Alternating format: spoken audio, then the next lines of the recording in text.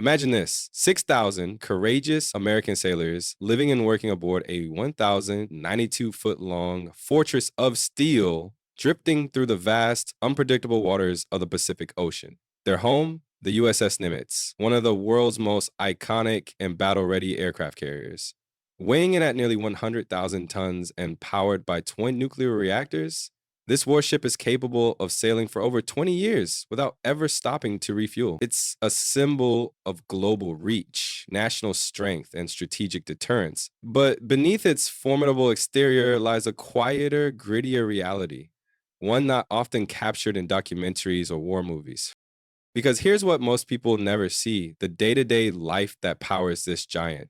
The USS Nimitz may be a technological marvel, but it's still a city at sea, and cities don't run on hardware alone. They run on people, on routines, on grit.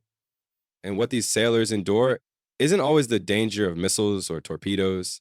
It's the constant challenge of survival, order, and dignity in a world where space is limited, privacy is non existent, and routine must replace comfort. Each day, this floating city must operate with perfect precision. Just 7 kitchens, known in Navy terms as galleys, are responsible for preparing and serving over 17,300 meals every 24 hours. That's breakfast, lunch, dinner, and midnight rations for thousands of personnel working around the clock. Culinary specialists work in tight, sweltering quarters where organization is critical and mistakes can affect hundreds. There's no room for delay, no option to close early, and no second chances when supplies are limited and appetites are constant. At night, when the ship quiets and operations slow, 6,000 sailors must sleep in the same ship-wide rhythm. They do so in bunks called racks that are smaller than a standard prison bed, just 72 inches long and 26 inches wide. These racks are stacked 3 high with only about 20 inches of vertical space between them, offering barely enough room to turn over. Personal storage, small metal bin and locker roughly the size of a carry-on suitcase. In this confined area, sailors store every item they'll need for months: uniforms, toiletries, books, maybe a family photo or two. It's not comfort, it's function.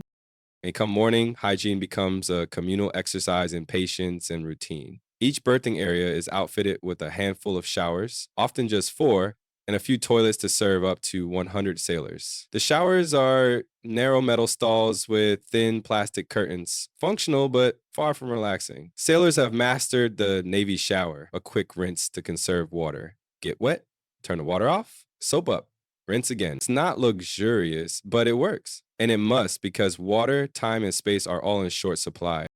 Even the Navy's most advanced ship, the $13 billion zero cents USS Gerald R. Ford, hasn't been immune to challenges. In one particularly critical failure, it wasn't enemy fire or electronic warfare that threatened operations, but the restrooms. A complete breakdown of the vacuum-powered toilet system left sailors scrambling. Bottles, buckets, and industrial sinks became stopgap solutions. Imagine 5,000 people on a ship with no functioning toilets. And yet, as always, they carried on with humor, with discipline, and without complaint, because that's what life at sea demands.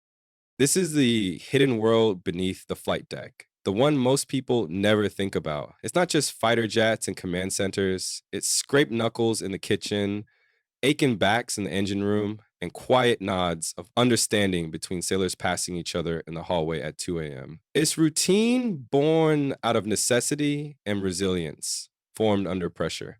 It's long days, longer nights, and the kind of grit you don't learn from a manual. Yes, these carriers are mechanical giants. They are steel and circuits and nuclear propulsion systems. They can launch a jet every 30 seconds and project American power across the globe. But what makes them truly formidable, what makes them alive, is the people aboard. Young men and women who work without applause, serve without comfort, and carry the weight of the ship on their backs with quiet strength. This is not the version of naval service you see on recruitment posters. It's harder, it's more human, and it's the reason these ships don't just sail, they endure.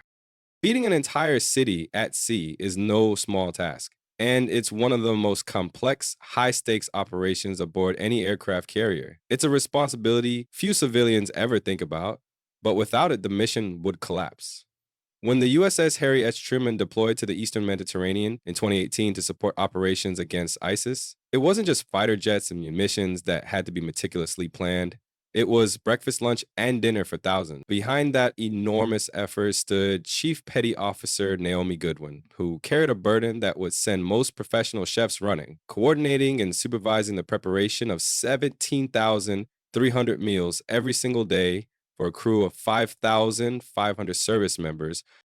That's more daily meals than most major hospitals, stadiums, or universities serve. But unlike any of those facilities, an aircraft carrier can't call for backup when supplies run low. There's no delivery truck pulling into a loading dock at sunset. These ships can go for months without docking, operating hundreds of miles from the nearest port, making resupply a high risk and high precision operation that depends on coordination across vast distances and unpredictable ocean conditions. The numbers involved in feeding this crew are staggering. Each day requires 1,600 pounds of chicken, 160 gallons of milk, 30 cases of cereal, and 350 pounds of lettuce. And that's just the beginning. All of this is prepared inside just 7 compact galleys, naval speak for kitchens, by a team of only 114 culinary specialists. That means each person on the food team is responsible for crafting well over 150 meals per day in tight spaces under constant time pressure and with zero room for error. The meals must meet strict nutritional standards while also catering to the morale needs of a crew operating in combat-ready conditions. Food replenishment itself is an enormous operation. Supply ships rendezvous with the carrier every 7 to 10 days, delivering between 400,000 and 1 million pounds of food and cooking supplies in a single transfer. These underway replenishments are performed while both vessels are moving through the water, a ballet of logistics requiring perfect timing. A missed supply window due to mechanical failure or rough seas can lead to shortages that don't just affect comfort, but could compromise mission readiness. To keep morale high on long deployments, the Navy goes far beyond just feeding people. It nourishes spirit and community. A carefully planned 21-day rotating menu ensures nutritional balance, but it also includes special events that give sailors something to look forward to. Taco Tuesday is more than a cute tradition. It's a psychological break from the monotony of deployment life. Mongolian grill nights are modeled after commercial restaurant chains like P.F. Chang's, bringing sizzling flavors, variety, and a taste of home to a ship that may not see land for weeks.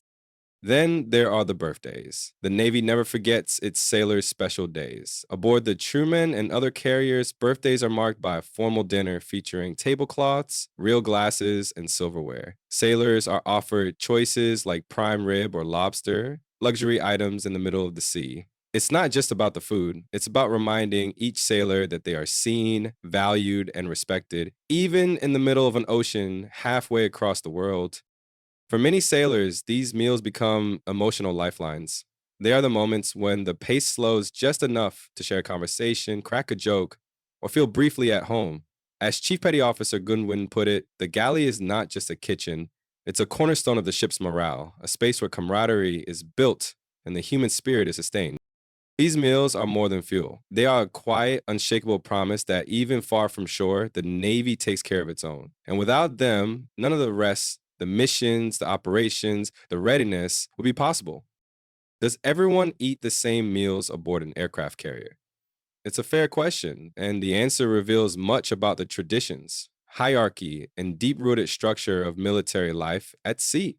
While every sailor is guaranteed nourishment and quality food, the settings in which they dine differ based on rank and responsibility, reflecting the Navy's long-standing culture of respect and order.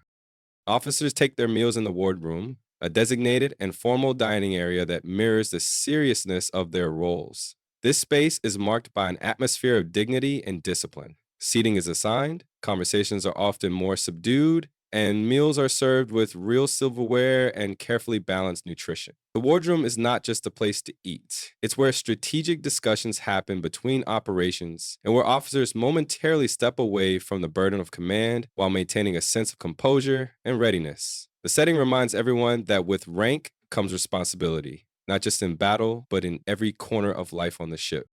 Chief Petty Officers, the seasoned, battle-tested backbone of the Navy, have their own separate mess, known as the Chief's Mess. These are the sailors who have risen through the ranks, proven themselves time and again in challenging conditions, and now serve as the critical link between commissioned officers and enlisted personnel. The Chief's Mess reflects their elevated standing. It's not as formal as the wardroom, but it carries a strong sense of pride, tradition, and earned respect. It's a space where camaraderie is forged, mentorship is passed down, and decades of experience are quietly shared over coffee and chat. For most of the ship's population, enlisted sailors, the main dining area is the galley. These are large, efficient, cafeteria style spaces built for volume and speed. They serve thousands of meals every day with military precision. There are no linens or assigned seats here, but what matters most remains intact. The food is hot, the portions are generous, and the nutritional needs of every sailor are met. Despite the more utilitarian setup, there's an undeniable energy in the enlisted galleys. It's where friendships are made, jokes are shared, and the pulse of the ship can often be felt strongest. Yet, no matter where one eats, yet be it in the wardroom, the chief's mess, or the main galley, one principle remains unshakable. Every sailor is fed well. There is no compromise on quality. The differences in setting reflect the structure of military rank, but the commitment to health, morale, and dignity is universal. One of the most meaningful and enduring traditions in Navy dining is mid-rats, short for midnight rations. Because aircraft carriers operate 24 hours a day, there is always a watch rotation underway. Someone's finishing a shift, someone preparing to begin one. Mid-rats are a special meal served late at night for those working non-standard hours. They may not be glamorous, but it's a lifeline, a hot, satisfying meal at the end of a long shift when the rest of the ship sleeps. Whether it's eggs and bacon or leftover steak from dinner, mid-rats send a powerful message. No sailor is ever forgotten. It's these small but sacred traditions layered atop practical necessity that sustain the crew through long deployments. Because at sea, food isn't just sustenance, it's structure, identity, and one of the few reliable comforts in a world of constant motion. When the day winds down aboard an aircraft carrier and the roar of jet engines fades into the background, 6,000 sailors retreat to the only personal space they're allotted, their bunks. But comfort is not a word typically used to describe sleeping arrangements at sea. The berthing compartments where sailors sleep accommodate between 60 and 100 personnel each, depending on the section. Privacy is virtually non-existent. The air is cool, the lights dim to red or blue for night ops, and the rhythm of footsteps, snoring, and locker doors never truly stops. The beds, called racks in Navy slang, are stacked 3 high and measure just 72 inches long and 26 inches wide. There's only about 20 inches of vertical clearance between each bunk, just enough space to lie flat with barely any room to roll over. It's so tight that some sailors refer to the lower and middle racks as coffin lockers. But the name isn't said with bitterness, it's said with humor. That gallows humor is part of military life, a coping mechanism passed down through generations of service members. Each sailor is allowed a small personal storage space, a pull-out bin beneath the bunk, and an upright locker about the size of a carry-on suitcase. In that limited footprint, they must store everything they need for a deployment lasting anywhere from 6 to 9 months. Uniforms, boots, workout clothes, hygiene gear, personal keepsakes, maybe a small stash of snacks or letters from home. It all has to fit. Every item must be organized with almost surgical precision. There's no space for clutter. Navigating life below deck is a challenge in itself. Some sailors may go days or even weeks without seeing daylight, especially those assigned to engineering or reactor compartments deep within the hull. They move through narrow corridors, climb nearly vertical ladders between decks, and work in environments that are loud, metallic, and dimly lit. Still, through all of this, they carry themselves with a level of professionalism and pride that defines the Navy's enduring culture.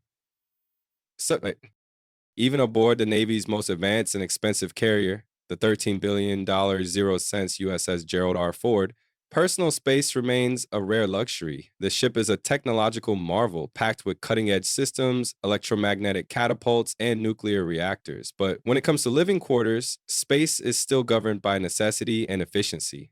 Junior sailors sleep in the same kinds of racks as those used on older carriers. Officers fare slightly better with semi-private staterooms, offering them a desk, a bit more legroom, and a small degree of quiet. Yet even high-ranking officers live in quarters far more austere than any civilian executive suite. There are no plush mattresses, no sprawling showers, no spacious wardrobes. Everyone aboard sacrifices a degree of comfort for the greater mission. That shared sacrifice fosters a sense of unity that's hard to describe and even harder to replicate outside the military.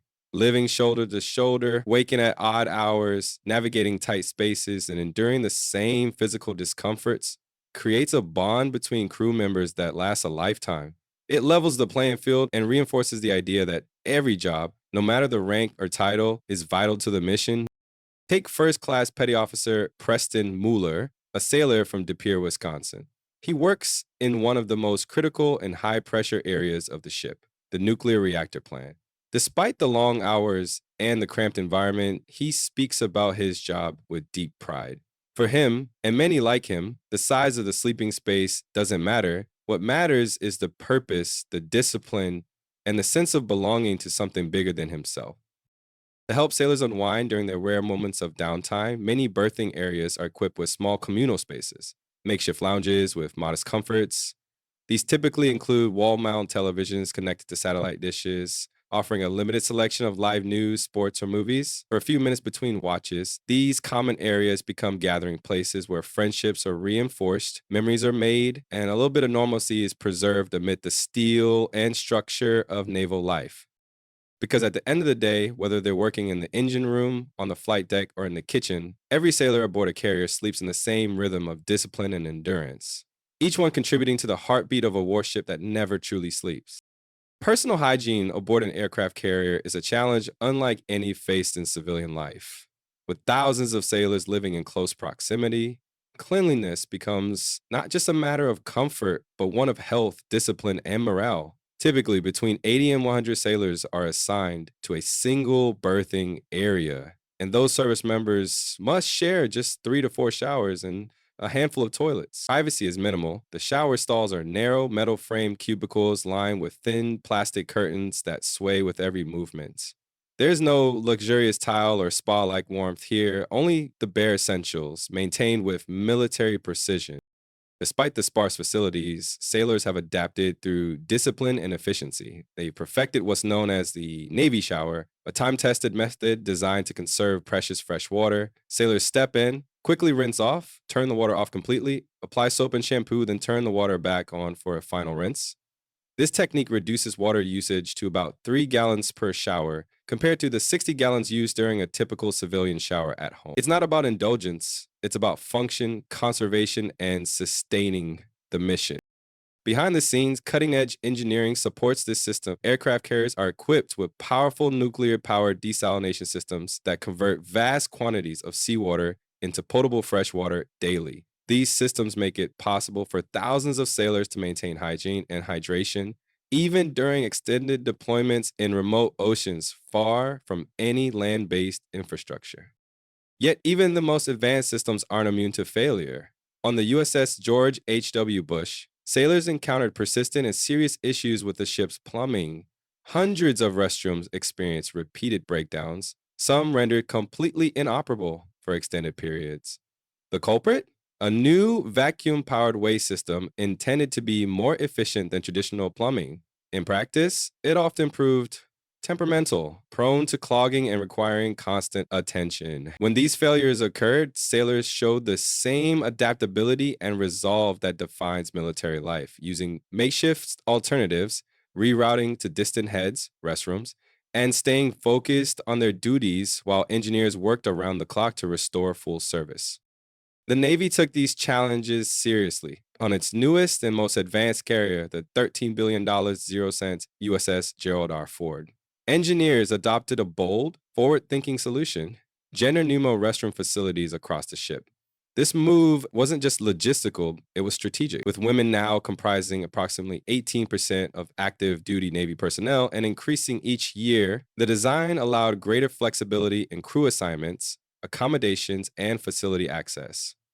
Though removing urinals in favor of full toilet stalls initially sparked debate, the change signaled a broader cultural shift toward inclusivity and adaptability within the fleet. But cutting edge systems require upkeep. The vacuum based toilets aboard modern carriers need regular acid flushing to prevent clogs and buildup. Each treatment costs an estimated $400,000 0 cents, a staggering figure, but a necessary investment to ensure sanitation systems remain functional for thousands of crew members who rely on them daily. There's no room for compromise when it comes to hygiene aboard a ship at sea. Through it all, what stands out isn't just the technology, it's the sailors themselves. Even with shared showers, tight conditions, and the occasional plumbing crisis, service members maintain a high standard of personal appearance and cleanliness. Uniforms are pressed, boots are shined, hairs trimmed. It's not vanity, it's pride. It's professionalism. It's a reflection of the discipline and identity that comes with wearing the uniform of the United States Navy. On board, hygiene may not make headlines, but it's one of the invisible pillars holding up life at sea. In the tightest of spaces, under the most challenging of conditions, our sailors continue to embody excellence, not just in what they do, but in how they carry themselves. Behind every aircraft carrier's steel frame, behind the engineering marvels and logistical feats, lives its true driving force the sailors. They are the heart of the ship, the pulse that keeps every operation alive. Without them, the systems mean nothing. It's these individuals who transform cold metallic vessels into living, breathing communities built on camaraderie, trust, and shared purpose. In a world where privacy is virtually non existent, where 100 people sleep, shower, and eat in the same limited spaces, something remarkable happens. Sailors form bonds that last a lifetime. They learn quickly how to coexist with people from all walks of life, respect for personal space, patience in stressful situations, and a sense of humor about the daily grind aren't just virtues, they're survival tools. Sleeping in a 20-inch bunk teaches humility. Navigating narrow passageways, standing in line for a shower, and following strict schedules instills a deep respect for discipline and efficiency. Preparing 17,000 meals a day under pressure becomes an exercise in precision, coordination, and teamwork, skills that extend far beyond the kitchen. Captain Craig Sokola, who commanded the USS Nimitz, exemplified the leadership that holds these massive floating cities together. Under his watch, the ship ran 24 hours a day, 7 days a week, without pause. But it wasn't just his strategic oversight that kept the carrier operational, it was the synergy between his leadership and the tireless devotion of the crew. Every sailor, regardless of role, contributed to the collective readiness of the ship. It's a dynamic where success depends on mutual respect and relentless effort. What makes this all the more impressive is that many of these sailors are just young adults, some barely out of high school. Yet they take on responsibilities that would challenge far older civilians. Maintaining nuclear power systems, launching multi-million-dollar aircraft, operating complex radar arrays, leading maintenance crews, and responding to emergencies in seconds. These are not ordinary jobs, and this is not an ordinary workplace. It's a crucible of discipline, resiliency, and transformation. And these young Americans rise to the occasion every single day. Their ability to thrive in this environment speaks volumes, not only about their character, but also about the strength of the Navy's training programs. Through boot camp, technical school, and daily mentorship aboard ship, recruits are molded into professionals capable of facing adversity with focus and determination. The carrier becomes both a battlefield and a classroom, where technical skills meet emotional intelligence and where leadership is learned as much through example as through orders. The sailors aboard these ships don't just endure the challenges, they embrace them. They take pride in their uniforms, their duties, and their ability to function as part of something far larger than themselves. Every sacrifice, every lost hour of sleep, every missed holiday, every cramped night in a narrow bunk serves a purpose. Their service ensures that America's dominance at sea is not only preserved, but strengthened. They are the quiet heroes of our national defense, and it is their spirit, their willingness to work, to sacrifice, to uplift one another that truly powers the might of the United States Navy. So the next time you see an aircraft carrier featured on the news, fighter jets thundering off the flight deck in perfect formation, radars spinning with purpose, and operations unfolding in distant, turbulent waters, pause for a moment and look deeper. Beyond the missiles, beyond the sonar and satellite systems, beyond the billion-dollar machinery lies something far more powerful than technology. You're not just witnessing a warship in motion, you're witnessing a floating city, an engineered marvel, yes, but more than that, a living community forged in discipline, sacrifice, and unshakable human grit. Think of the 6,000 sailors aboard, some just teenagers fresh from boot camp, others seasoned veterans with years of deployments behind them. Each one carrying the weight of responsibility on their shoulders. They come from small towns and big cities, from the mountains of Appalachia to the farmlands of Iowa to the streets of Los Angeles. Each one brought something personal aboard: a letter from home, a lucky charm, a memory of someone they love, and together they form the beating heart of a vessel that never sleeps. They live shoulder to shoulder in narrow steel compartments, sleeping in cramped bunks stacked 3 high with only 20 inches of space between dreams and metal. They eat in shifts, sometimes quickly, sometimes quietly, sharing meals with those they trust with their lives. They navigate long corridors, climb steep ladders, and function for weeks at a time without seeing sunlight. They miss holidays, birthdays, and sometimes the births of their own children. And they do it not for praise, not for applause, but out of a sense of honor and commitment to each other, to the mission, and to the country they serve.